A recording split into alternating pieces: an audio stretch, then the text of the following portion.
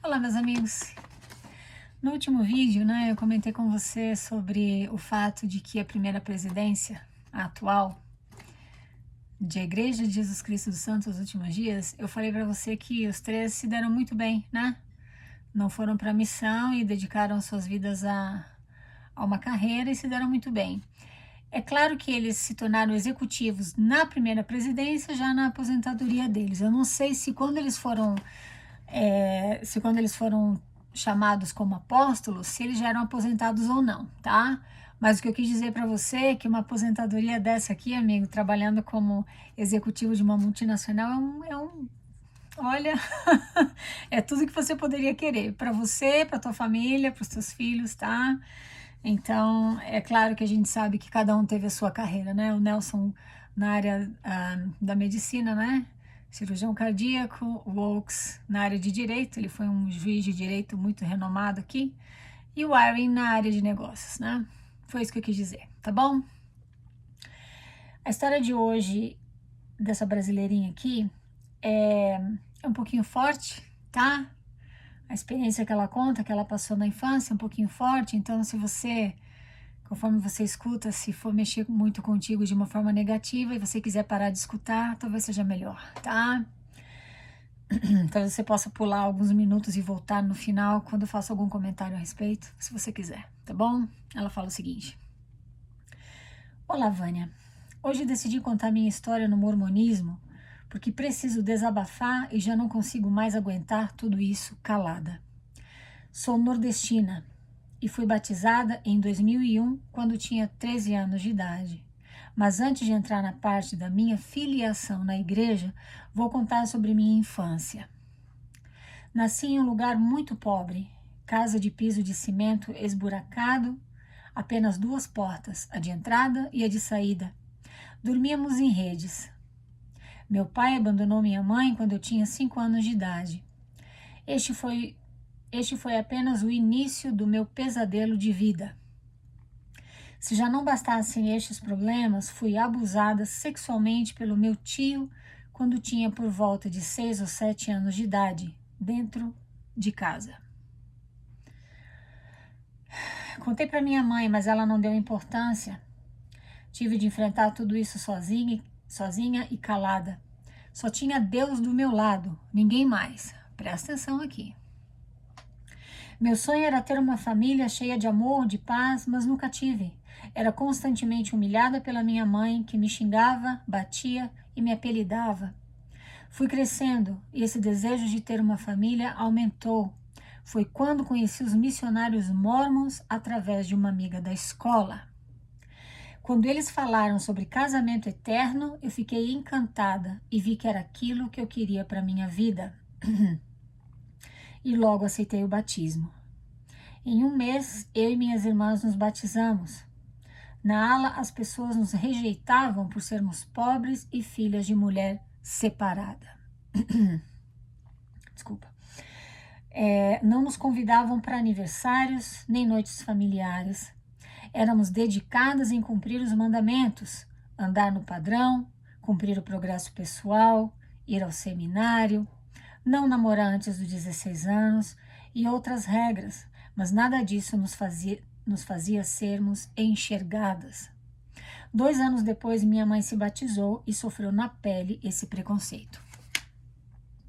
O meu drama maior foi quando me apaixonei por um rapaz da ala aos 18 anos. Ela tinha 18 anos de idade já, tá?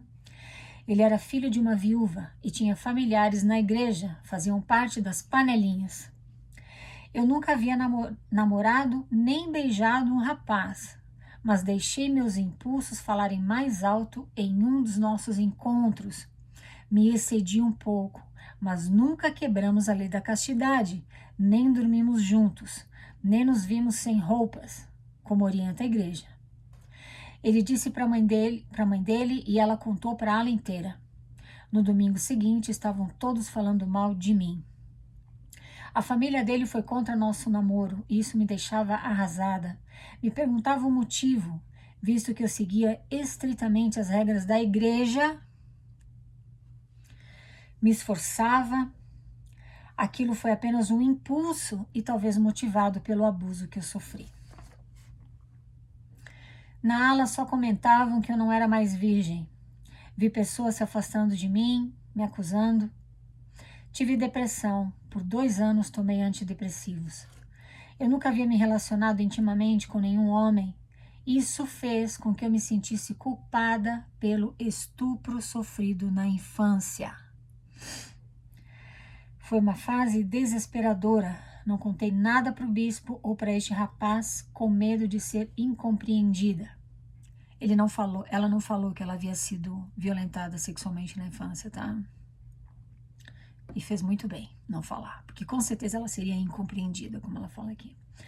Todas as acusações me silenciaram. Vivi anos com este estigma de ser indigna de casar no templo. Contei esse fato para minha mãe, mas ela foi fria como sempre, não me ajudou.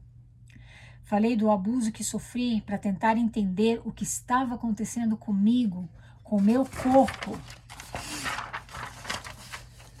Mas ela prontamente defendeu o meu tio pedófilo, me chamou de mentirosa e louca, disse que eu não prestava e me expulsou de casa. Aqui a mãe dela já tinha o evangelho. Eu não tinha para onde ir. O jeito foi aguentar calada e pedir a Deus que aquilo tudo passasse. Enquanto isso, na ala, era humilhada, meu namorado terminou comigo e eu vi o meu sonho de casar se tornar cada vez mais distante. Passamos 2 anos longe e depois ele pediu para reatar. Fizemos isso, mas escondido, porque a família dele não me aceitava. Fizeram de tudo para nos separar porque diziam que eu não era a pessoa certa para ele. Ele acabou me traindo com várias mulheres de fora da igreja. Não me valorizava, não fez missão porque engravidou uma ex, não pagava o dízimo, viajava no dia do Senhor, mas mesmo assim, quem não prestava, na boca das pessoas da ala, era eu. Eu terminei porque não aguentava tantas mentiras e traições. A família dele foi tão mau caráter que colocou a culpa do término em mim. Mas Deus sabe de todas as coisas. Ele acabou casando com uma mulher de fora da igreja e hoje é bispo da ala. Ainda bem que não moro mais na cidade onde ele tem esse chamado, pois eu jamais o apoiaria. Eu continuei guardando os mandamentos, me formei em curso superior, passei em concurso público, moro no meu próprio apartamento e no próximo ano vou comprar meu carro. Mas mesmo assim, fui extremamente afetada pelo que fizeram comigo na igreja. Não consegui me casar, tenho medo de ter filhos. Os membros da ala e minha mãe acabaram com o meu psicológico e hoje vivem como se nada tivesse acontecido. Eu decidi sair da igreja e comecei a frequentar outra religião, porque não posso aceitar tanta maldade de pessoas que se dizem ser da única igreja de Cristo. Passei por um relacionamento abusivo, era traída, desrespeitada, humilhada, e hoje não consigo olhar para aquele homem e dizer que ele é um homem chamado por Deus. Que Deus é esse, então? Ele está se referindo ao ex-namorado que hoje é bispo da ala que ela frequentava, tá? O modelo de homens da minha antiga ala é esse: machistas, misóginos, não vivem a lei da castidade, não estudam, mas exigem tudo das mulheres. Pura hipocrisia. Depois usam o nome de Deus e o sacerdócio para justificar que agora são novas pessoas, chamadas por divina inspiração. O mormonismo destruiu todos os meus sonhos e me impediu de ser plenamente feliz. Hoje, já madura, reconheço isso. Tenho 32 anos, crises de ansiedade, pânico. Meu lado profissional vai bem, mas o familiar não. Vi todos os meus sonhos serem destruídos pelos irmãos da ala. Não recebi nenhuma promessa da minha bênção patriarcal. Perdi a fé por causa dos próprios membros. Resolvi pesquisar sobre a igreja em janeiro deste ano e fiquei tão aliviada quando descobri que essa instituição nunca foi de Deus, que John Smith nunca foi um profeta. Todo esse sofrimento foi amenizado ao saber que esse tempo todo eu fui rejeitada por pessoas que não foram chamadas por Deus. Estou tentando me reerguer e com fé irei vencer todos os obstáculos. Um grande abraço.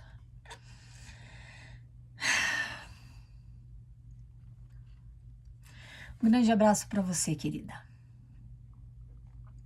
Antes de comentar a tua história, eu quero lembrar você e quem quer que esteja escutando que eu não sou profissional da área de psicologia, tá? Mas por eu ser muito curiosa e estudar comportamento humano em fontes que eu confio, de profissionais qualificados, o primeiro comentário que eu quero fazer para a tua história é o seguinte. Primeiro, você não teve culpa de ser violentado aos 5, 6 anos de idade. Eu diria que existe uma síndrome entre pessoas, tanto mulheres quanto homens, que foram abusados sexualmente na infância. Eles carregam um estigma de que a culpa foi deles, tá? Mas se eu tivesse gritado, mas por que eu não parei de frequentar a casa deles? Ah, mas por que eu cheguei perto? Por que eu usei aquela roupa? Tudo isso são pegadinhas do teu cérebro. Nada disso é verdade. Você foi violentada sexualmente porque você teve a infelicidade de cruzar o caminho de um pedófilo sem escrúpulos, sem empatia. Um cara que deveria ir parar na cadeia porque o que ele fez com você foi um crime. Que você não deveria jamais se cobrar. E essa cobrança que você tem, esse estigma que você fala que você carrega, também não é tua culpa. É uma coisa que teu cérebro faz. E você precisa, eu senti aqui nas tuas palavras, um bloqueio ainda muito grande, um bloqueio emocional e psicológico muito grande, com certeza causado pelo trauma que você sofreu na infância, que foi muito mais grave que o trauma que você sofreu na igreja. Você sofreu um trauma na igreja? Sofreu. Mas, na minha opinião, não profissional, na minha opinião, o que aconteceu na igreja foi só a gota d'água, foi a cereja no bolo, como a gente fala. O trauma já existia. E a experiência que você teve na igreja coroou aquele trauma. E plantou no teu cérebro de uma vez por todas informações erradas sobre a tua experiência, sobre a experiência que você teve na infância. O que a Vânia tá falando? Mas minha gata tá aqui miando, já tá te falando oi, querida, viu? Trauma é uma coisa que não sai sozinho do teu cérebro. Trauma não passa. Trauma não é uma coisa que você para de pensar e deixa pra lá. Ele tá arquivado no teu cérebro. Ele tá na tua amígdala, na área do teu cérebro que armazena as memórias, as lembranças. Você precisa buscar ajuda profissional para tratar deste trauma. Você é uma mulher financeiramente bem-sucedida, graças a Deus. Você é independente financeiramente, você tem 32 anos de idade, você tem muita vida pela frente. Muita. Ixi, como assim não casei? Não casei ainda. Mas você vai encontrar alguém e vai ser muito feliz. E vai ser fora da igreja, muito provavelmente. Mas primeiro você precisa trabalhar esse trauma de infância. Você precisa buscar um terapeuta especialista em traumas. Não é qualquer especialista, não é qualquer psicólogo que sabe tratar traumas. Você precisa de um especialista em traumas. Pesquisa na internet. Vai, fala, chora, deixa ele mexer na tua amígdala. Essa parte do teu cérebro que tem todo esse trauma horroroso armazenado. Tá? E aí você vai se abrir para relacionamentos e você vai perder esse medo de ter filhos, você vai recuperar a capacidade de confiar nos homens. Presta atenção no que aconteceu com você, pelo que eu pude ver aqui. Mesmo inconscientemente, você se culpava por aquele ato de violência sexual, porque a tua mãe mesmo não validou a tua experiência, né? Você era uma criança e provavelmente a tua mãe confiava no teu tio, mesmo que ela tenha confrontado ele, você nem saiba. É claro que ele ia negar, porque pedófilos são covardes. Então a tua mãe não validou a tua experiência. Você pensou, então vai ver que isso não é assim, né? Então tá tudo bem. Então deve ser culpa minha, ou eu tô exagerando, ou eu não deveria me sentir assim, né? E você foi levando. E você fala aqui que você tinha só Deus, mais ninguém. Aí você conhece uma igreja que fala sobre casamento eterno E agora você viu uma luz no fundo do túnel que você tão desesperadamente precisava. E aquele Deus com quem você provavelmente tinha um relacionamento antes de conhecer a igreja, você pensou, agora eu vou me aproximar mais ainda desse Deus maravilhoso e eu vou casar no templo e a minha vida vai ser como eu sempre sonhei e nunca tive. Acontece que você não entrou numa igreja de Jesus Cristo em que existe amor, acolhimento, empatia, aceitação. Você entrou numa empresa, numa corporação que se diz igreja e que exige de você um preço para você pagar e receber as bênçãos de um Deus de amor condicional chamado Pai Celestial, que é o Deus do mormonismo. Você fez tudo certinho, você frequentou seminário, você fez as metas do progresso pessoal, você se vestia nos padrões, você fala aqui, frequentava as reuniões, guardava os mandamentos. Quando você teve o teu primeiro namorado aos 18 anos de idade, você teve aconteceu alguma coisa entre vocês dois em que você avançou o sinal. Você disse que você não teve relações sexuais aqui, mas você quebrou os padrões de namoro do mormonismo, foi isso que aconteceu. E e ele foi lá e contou para a mãe dele, a mãe dele, uma grande fofoqueira, contou para a ala inteira, porque mormons, e eu sei porque eu fui mormon. Mormons adoram uma fofoca. Meu Deus, é uma delícia quando eles têm uma fofoca, porque alimenta o orgulho deles. Você acabou sofrendo preconceito porque você não tinha tua família toda na igreja, tua mãe separada, você de família humilde. Quando o rapaz terminou contigo, você se sentiu humilhada e rejeitada, não só por ele, mas como pela comunidade, você viu tudo isso, você interpretou tudo isso como vindo daquele Deus com quem você tinha um relacionamento antes de conhecer a igreja. E você começou a pensar, então realmente, por eu ter sido violentada na minha infância, eu não sou digna de entrar no templo. Você fala isso aqui. Que judiação. Ai, meu Deus, que judiação. Porque você conheceu o Deus errado. Você conheceu o Deus do mormonismo. Capitalista, interesseiro, mentiroso, um ser de falsas promessas, um ser que tem segredos, um ser que é o toma lá da cá. É um ser que te vende bênçãos e mesmo assim talvez ele não te entregue aquelas bênçãos pelas quais você pagou com o teu dízimo, com o teu trabalho voluntário, com as tuas ofertas de jejum. E isso acabou por fazer o estrago final no teu psicológico, que já estava extremamente comprometido por conta da tua experiência na infância. Eu não julgaria a tua mãe, porque ela não sabia como lidar com essa situação. Eu não estou justificando as atitudes dela, mas eu não posso julgá-la porque eu não conheço, eu não sei. E talvez você não devesse levar isso para o lado pessoal também, porque provavelmente ela realmente não sabia. Talvez o fato talvez ela não quisesse nem acreditar que o teu tio tivesse tido a capacidade de fazer isso contigo bem debaixo do nariz dela. Então, talvez para ela não se machucar com uma verdade dessa, ela prefere negar e falar, não, não fala isso, você tá louca. Então, isso tem muito mais a ver com ela, com a falta de estrutura dela de lidar com uma situação tão complicada e traumática quanto essa, do que tem a ver com você, tá? Querida, você é uma daquelas pessoas que quando conhecem a igreja, recebem veneno, recebem todo aquele veneno, e no fim, ao invés de te ajudar e abrir uma vida de possibilidades, te coloca numa escuridão muito grande, uma escuridão emocional muito grande, a tua autoestima cai. Agora nem aquele Deus com quem você contava antes, agora você tem, porque agora você acredita que aquele mesmo Deus te condena e que você não é digna de entrar na casa dele. Aquela casa não é dele, viu? Não é de Deus. Aquela casa não é do Deus do cristianismo. O templo é a casa do Deus mórmon. É o status maior como membros da igreja. Não é o Deus do cristianismo, tá? Eu espero sinceramente que você esteja feliz nessa nova igreja que você está frequentando. Eu espero que você encontre aquele Deus de amor que você merece e que você precisa.